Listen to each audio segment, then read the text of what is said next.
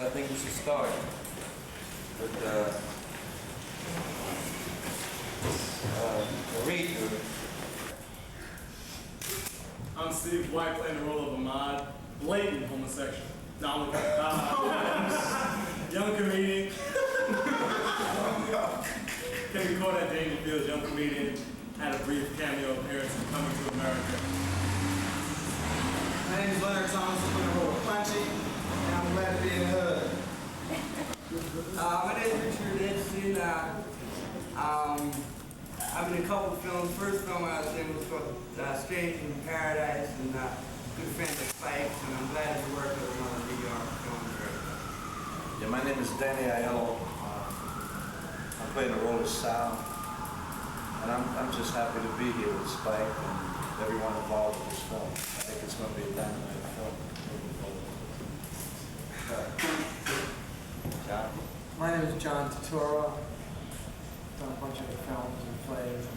I'm playing Pino, and I'm glad to be here. Sam Jackson. I've been in a few things, I guess. I'm doing a play right now in Rutgers. That's about it. And I only work with Frankie Woods. We went to college together too. Oh, right. Spike and I was born. All right. What character? What character? Oh, I'm sorry. Mr. Senior Love Daddy. Oh, Spike, I didn't say what I was. I'm C. I didn't. My name is Bill Nine. I'm playing Radio Raheem, and I went to Morehouse in between these two, and it's a real delight to be here. I mean, I don't want to be like the Denver Broncos, but I'm just happy to be here. You want to win? I want to win, right? Not fumbling. The Redskins. I'm not fumbling the pill. All right. I'm Giancarlo Esposito. I'm playing Bugging Out, and I'm real fired up and happy to be here as well. Hello.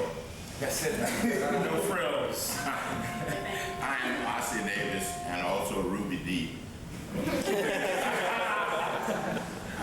happy to be here. Last film I worked in was a great classic called School Days with our renowned director. And in spite of that, he hired me to work in this one, which means he's a very Christian and forgiving brother. I'm playing the part of the mayor.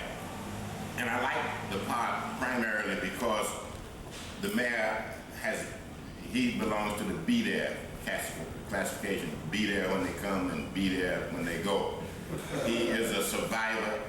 He is a sort of a center pole around which a lot of the life of the community revolves. He has no official title, but he calls himself the mayor, and people sort of like and relate to him. He's one part of the life of the whole community. And what I think about the film itself, Spike, is that this is a day in the life of a community. A day in the life of the community. And old the mayor is a part of that community.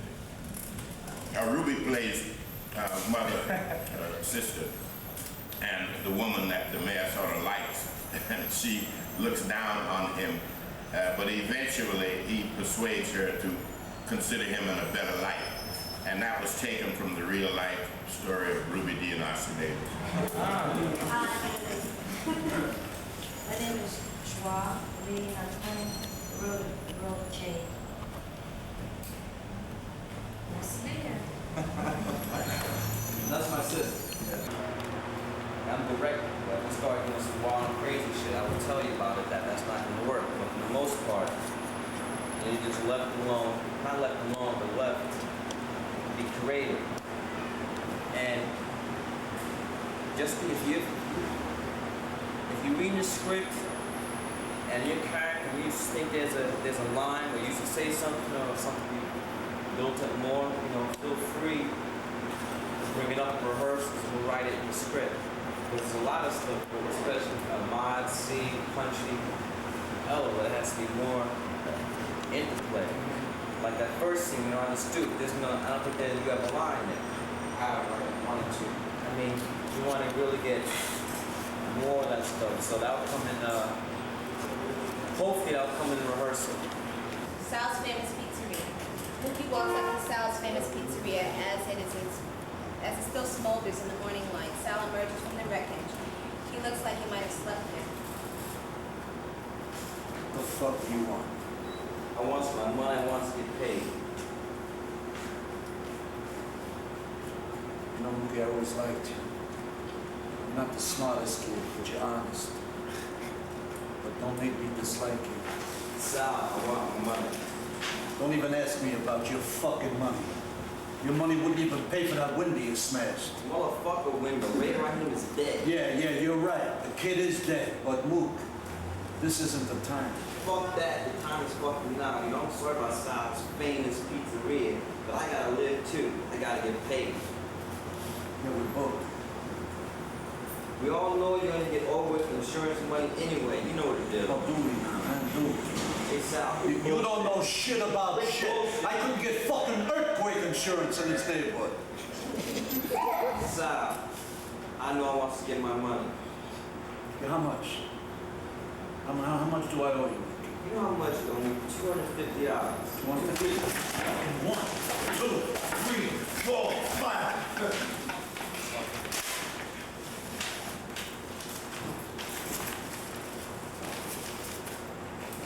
You happy now? That's $500 fucking dollars. You just got paid. Mookie, you are a rich man. Now your fucking life is set. You'll never have another worry and a care in the fucking world, Mookie. You're wealthy. You're a fucking Rockefeller. You just got paid, so leave me the fuck alone. You only pay me $250 a week. Yo, I owe you $50. No, you keep. No, you keep. No, you keep. You keep. Christmas came You fucking keep. early. You keep.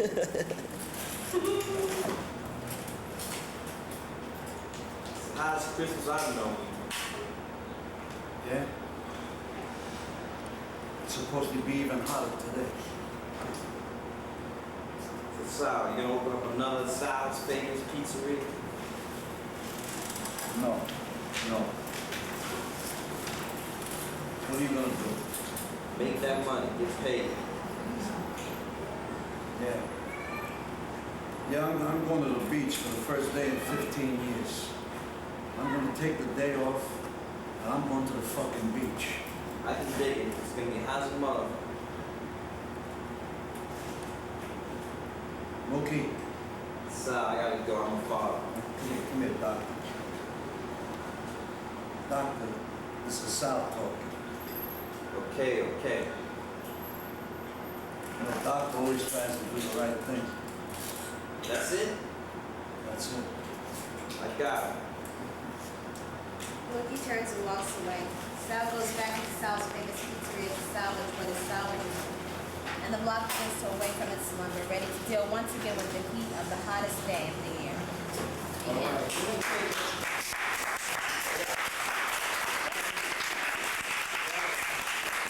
Anybody can have any, you got a half an hour or so to talk about it. If you have any questions, ideals,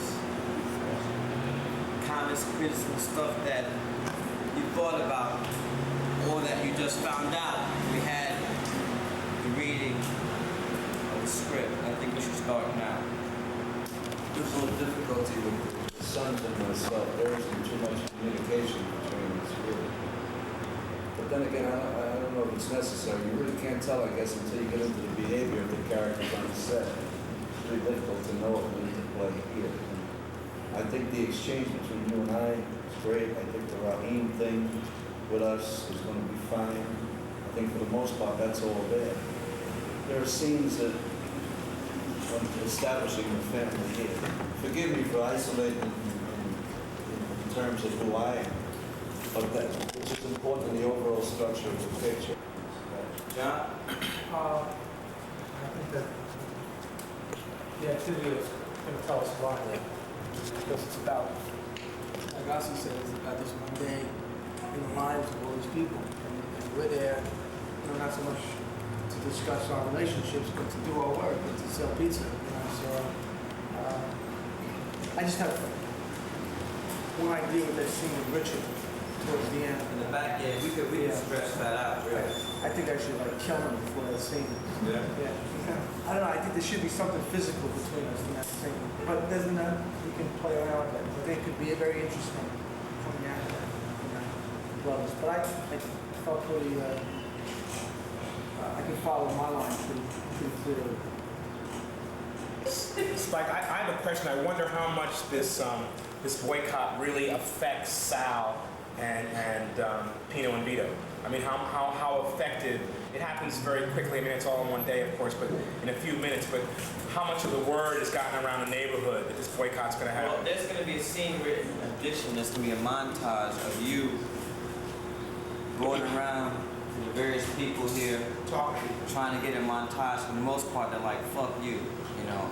The only people that you're able to enlist is going to be this character, Smiley, Roger Smith, and Raider Raheem. Everybody else is like, they ain't got time for that shit. Oh, great, exactly. And this is based on a real, thing, at the Howard Beach.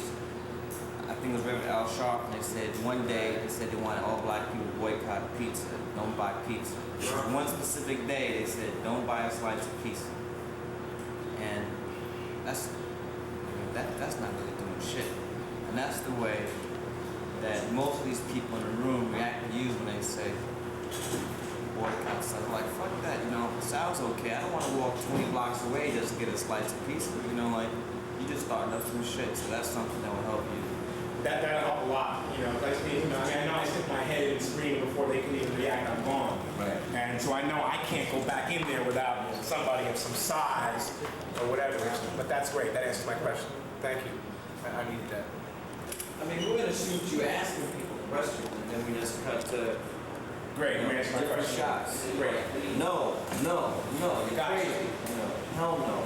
Get a job. Have everybody respond to negatively. You trying to recruit the boycott styles. Great. My other question was my relationship with Raheem. I know we probably know each other for a long time.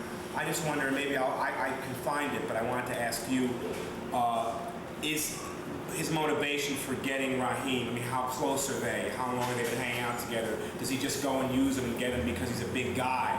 And he'll back me up no matter what. I mean, I know they're tight, and I guess we'll find out. But my question was, I was wondering how tight they were. Look, they're tight. I think we're all tight because we're all probably the same age. We all grew up together. Right. But when you go out to recruit people, it's your ideal to get everybody that you ask. You want to be down with them. Oh, yeah. You want everybody. It just turns out it's only Smiley and him that you're able to recruit. Okay. I understand. Paul, I'm still in trouble. What I'm saying is like the three of us. For my head, which I will deal with, however, but for my head, it's like, okay, we are here every day. Our source of survival, is a check. We collected unemployment. Hey, did you get your check today, or what? That kind of thing. And we're off with the day. To at least establish that much. That's something I think that I'm gonna have to put the responsibility on each individual actor to do that, because I can't do that. I mean, I think that's something that you're gonna have to do on your own part. The fact remains is how people survive. When you see these kids walking around with this gold and shit, I mean, not all of them are selling drugs. But how are they able to buy $100 Air Jordans? I mean, people, they get money somehow. Yeah, They get some money somehow. I don't know how they do it. I don't know the answer to that. Because I know some of these kids, they don't have no money. I mean, they're not working. And not everybody's selling drugs. How they still able, I mean, they get their money, do they get their money from parents? A lot of these people, they get loose bottles, you see people all the time going in garbage cans and stuff, getting nickel deposits. The fact remains that, Paul, this film is about the black underclass. It's not about the black middle class like School Days and She's Gotta Have It work. This group is about one of the most impoverished, drug-ridden neighborhoods in the United States. And if you go to Bed-Stuy, you will see thousands of people hanging out with no job, with no direction in life. And that's just the way that's the way it is. I mean, I don't want to dress this up any other way, because this is the truth. And I think that if that's a problem, I mean, you really have to try to think about, on your own terms, by yourself, how your character fits into that. But that's the way I see it. These are, hold on, hello. This is the way it is. This is about Bedford Stuyvesant. It's not about Shaker Heights, Ohio. Is there going to be any mention of drugs or anything? I feel that I want to keep it out, because you just can't. Drugs is such a big thing, and unless you do too often about drugs, you shouldn't fuck. I mean, it's so big. So you just can't have drugs in as a side and then not deal with it. So I try to make that decision to leave that alone. Not new.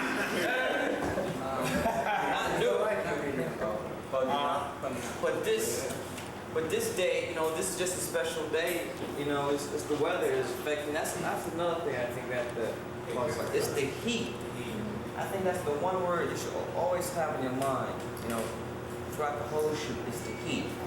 And when it's hot like this, people, a lot of times they're not rational, and everybody is on edge. And just like, you bump into somebody in the street, somebody might pull out a gun and shoot you. Just because the fact it's 99 degrees and everybody's irritable. And they're on edge, so I think you always try to keep that in mind, it's the heat. If it wasn't this hot, none of this shit would have happened this day. I mean, somebody bumped into you and said, look, just say excuse me, that'd be the end of it. That would be the end of that. You tell Raider Raheem, turn down his music, you want to turn it down. It's the fact that it's hot, that's why you take out the bag, and everything that's led up to that to this whole day, it being the hottest day of the summer. Rosa, you gonna say something? I was just gonna say that for him, my family lives in that side, and the way Spike portrays it in the script about those three men is authentic. They sit there every day. You don't know where they get their money for their beer. You don't know where they get their money for their clothes. But they're there every single day, like clockwork. Like that's their job, to be there. They feel like they're so important to the neighborhood and to themselves, but yet they don't participate in the neighborhood. They will comment on everybody's life who's on the block, but they won't interact with anyone. They just stand there every day on soapboxes or crates or the cotton crates and sit there and talk about life like they are down, but they're nothing. And that's what it is. It's perfect how he portrays it. They think that they're the shit and that they know everything. Just like if Tina was passing by, they'll say, damn, look at this young girl. Baby's having babies. She's throwing her life away. And people in the